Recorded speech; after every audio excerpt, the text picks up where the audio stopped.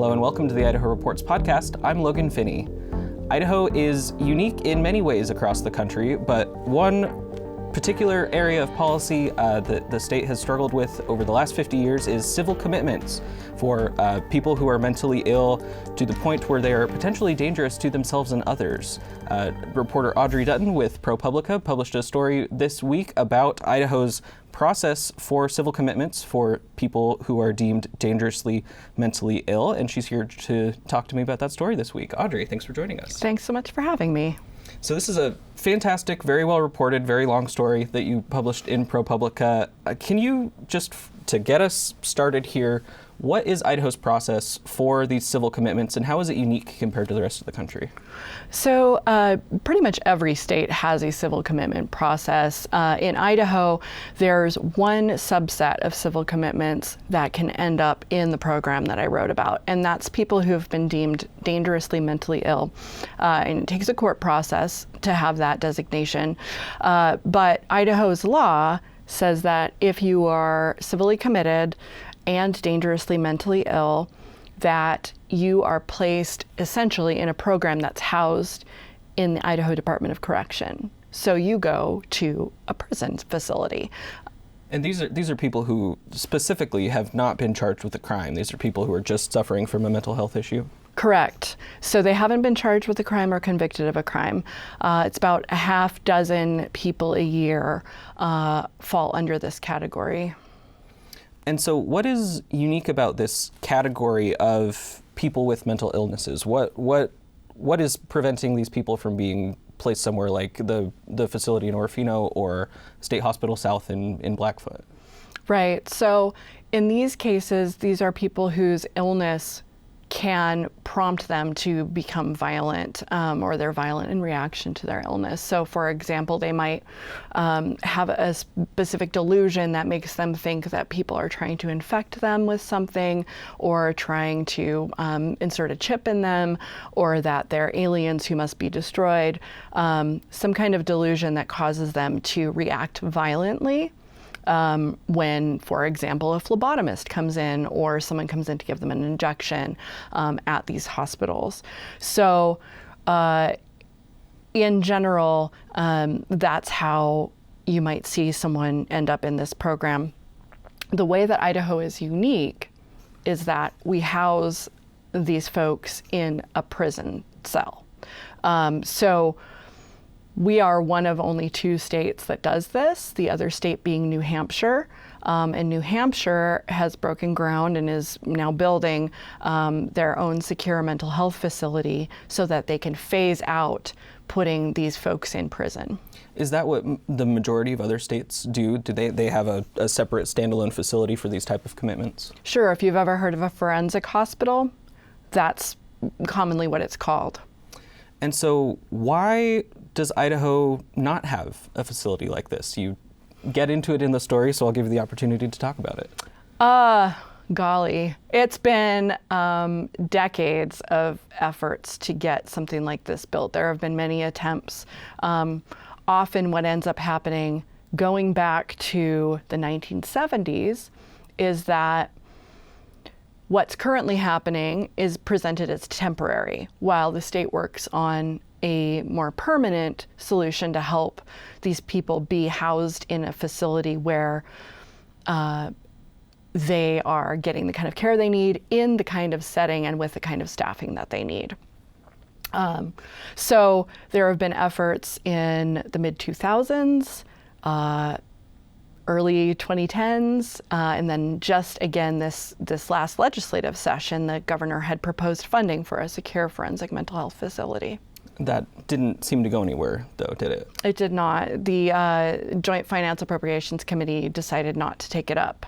And it appears as though the governor is going to try again because he put forward as the governor's initiative, is how it was labeled, funding for $25 million for a facility, and the Permanent Building Advisory Council, they did give their approval. So it could move into the budget and then potentially go be before taken up. JFAC like Yep.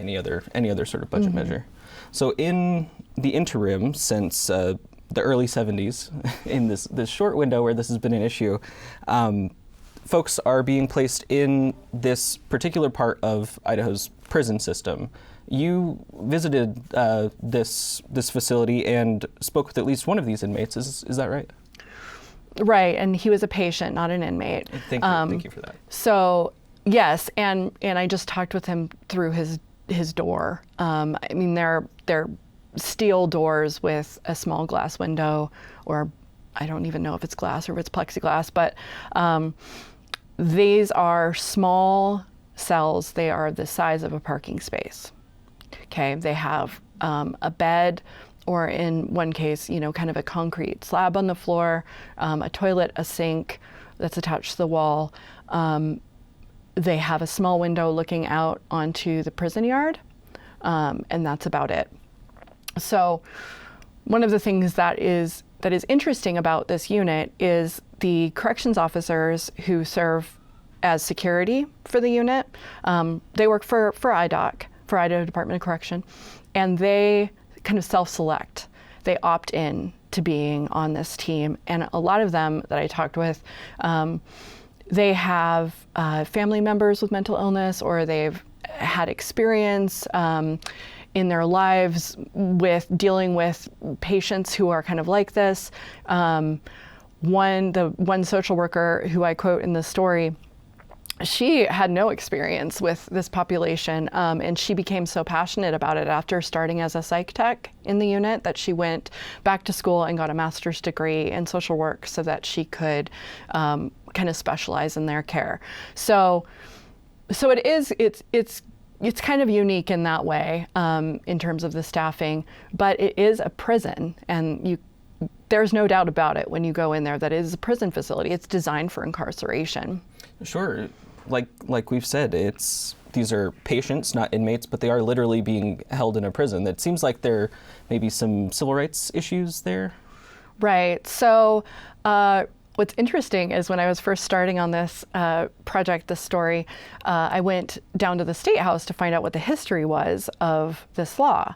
Went back all the way to the 1970s and found legislative minutes that showed when Idaho was considering creating what we now have, there were mental health advocates speaking up saying, we think this is a civil rights issue. We don't think it's appropriate care for people in the first place, but we think it's a civil rights issue to be putting them under corrections as opposed to under a healthcare agency, for example. Even now, I talked with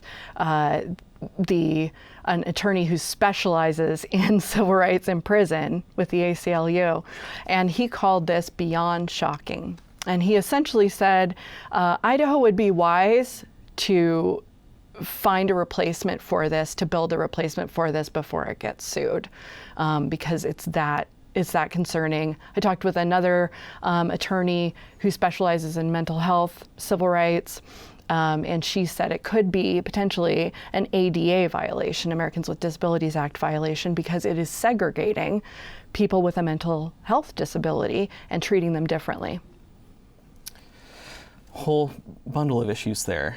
And formally, this is known as the Idaho Security Medical Program. We were talking a little before this, and before it was known as the Idaho Security Medical Facility, even though there wasn't a facility for the program at the time. So can you tell me a little bit more about these various legislative attempts to address this issue and why they've stymied out so often? Yeah, so it started back in the early 1970s. The state was trying to figure out where to house patients and then also people who have been charged with a crime but are unable to stand trial before getting treatment. And one of the efforts to address this was to just change the name of the law from the Idaho Security Medical Facility to the Idaho Security Medical Program, because there was no facility. Former Senator Joe Stegner in the mid-2000s he was very interested in mental health care and served on the Health and Welfare Committee.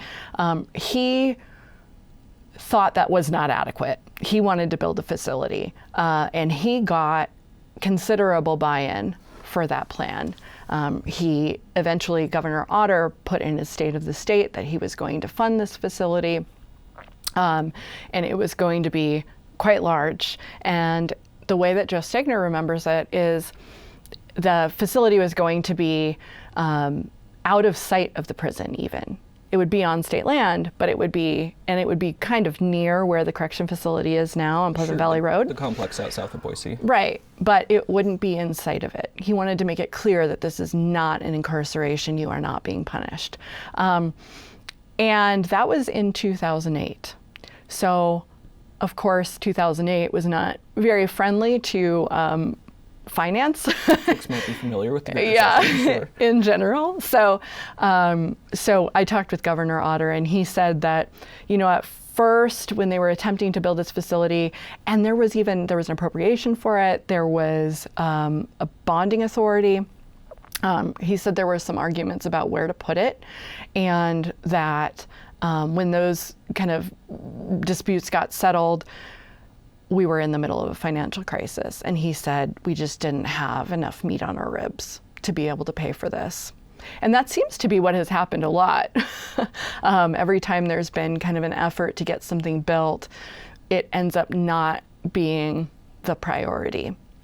Sure. And with the recent budget surpluses that Idaho has seen, it's been a very concerted effort on the part of lawmakers and the executive branch to be investing in these long-term projects, infrastructure like buildings and roads. And this was brought up last year in the legislative session, right? And didn't go anywhere. It didn't. And from my interviews and conversations with folks who were, involved in that process, it sounds like it became, one of the casualties of kind of fighting over higher education funding.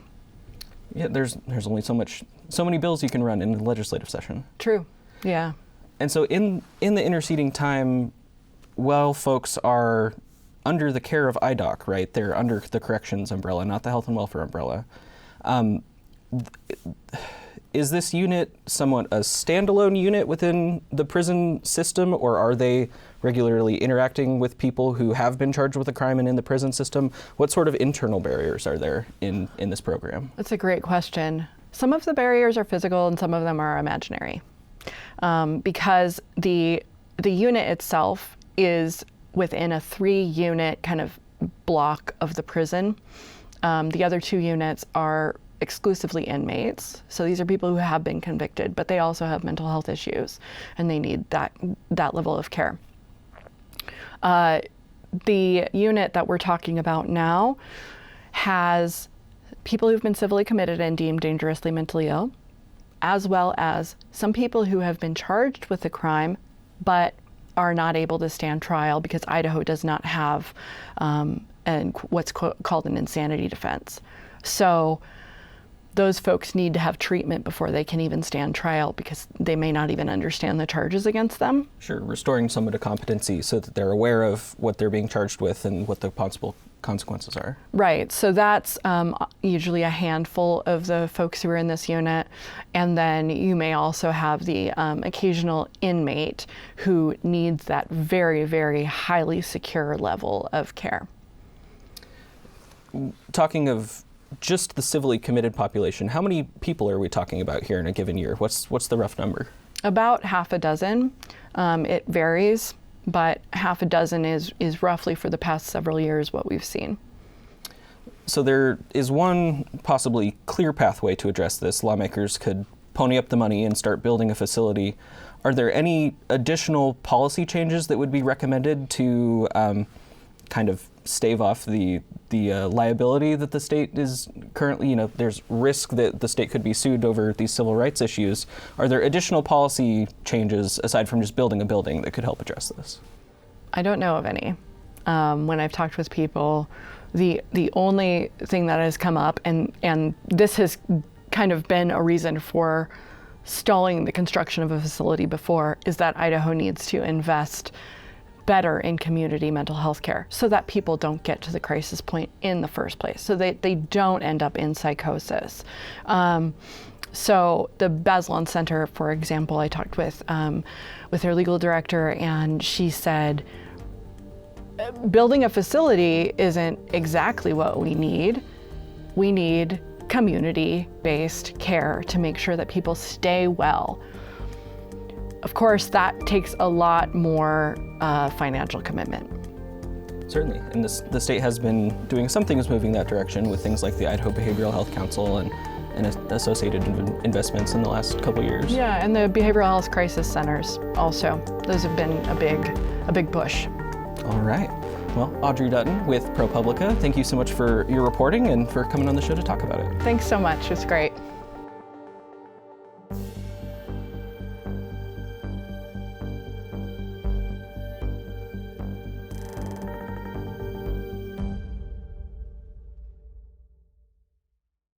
Presentation of Idaho Reports on Idaho Public Television is made possible through the generous support of the Laura Moore Cunningham Foundation, committed to fulfilling the Moore and Bettis family legacy of building the great state of Idaho, by the Friends of Idaho Public Television, and by the Corporation for Public Broadcasting. Hi, I'm Marcia Franklin, the producer and host of Dialogue. For more than 25 years, we've been bringing you conversations that matter. More than 150 of those conversations are with writers, and now you can take them with you wherever you go, while you're walking, around the house, or in the car.